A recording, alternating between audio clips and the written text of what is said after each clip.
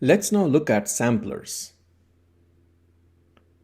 We've seen the sequential sampler in action so far, so let's actually examine what it does, what it looks like.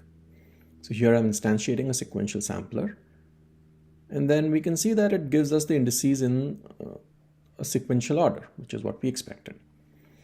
PyTorch also ships with a bunch of other useful samplers, and one of those is the random sampler. It does what you would expect it to do. It gives you the indices in a random order. So here you can see that it's giving us indices in random order, and every time I run it, it gives me a different random order. And let's see how we can use this random sampler in our data loader. So we know how to use pass the data loader a custom sampler. So let's instantiate a random sampler and pass it the sampler using the sampler argument, and then as usual you specify the batch arguments. And we can see that it does what we expect it to do. Now this particular pattern is so common that PyTorch has given us a shortcut. So instead of having to instantiate your own sampler, you just pass in a flag which says shuffle equals true. What this is doing is it's telling PyTorch, use the random sampler. And sure enough, the shuffles equals true flag resulted in the data loader using a random sampler internally. PyTorch ships with a bunch of other useful samplers. So we saw the sequential sampler, we saw the random sampler. It has a bunch of other useful arguments that you can provide.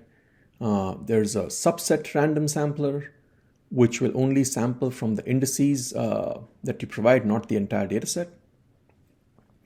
And the weighted random sampler, which says sample each index with a specified probability. So this is useful for imbalanced datasets where you want to say, hey, sample the less frequently occurring data element with higher frequency and whatnot. Now, if we want to implement our own sampler, then we need to subclass this particular interface.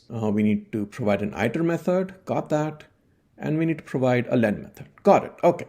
Let's go implement our own sampler. So we will implement a reverse sampler, which will just give us the indices in reverse order. So instead of 0, 1, 2, 3, it will give us indices in 9, 7, 9, 8, 7, 6. We implement the iter method, which is just an iterator. So we'll just yield the indices in reverse order. And then the len method, right, where we'll just return the len that we captured earlier.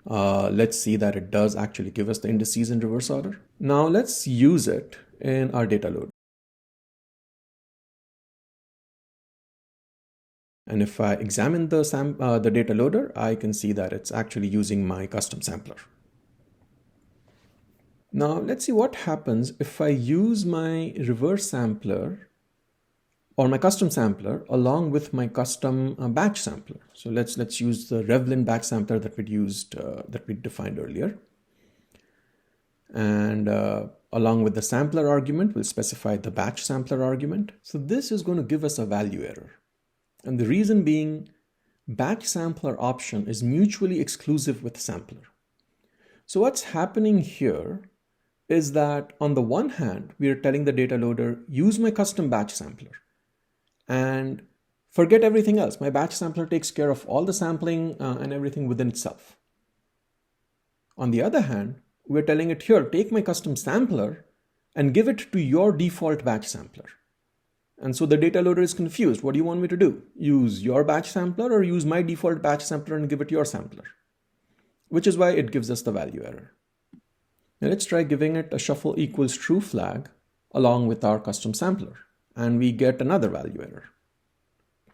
Because on the one hand, we're telling it, use my custom sampler. On the other hand, we're telling it shuffle equals true, which means use the random sampler.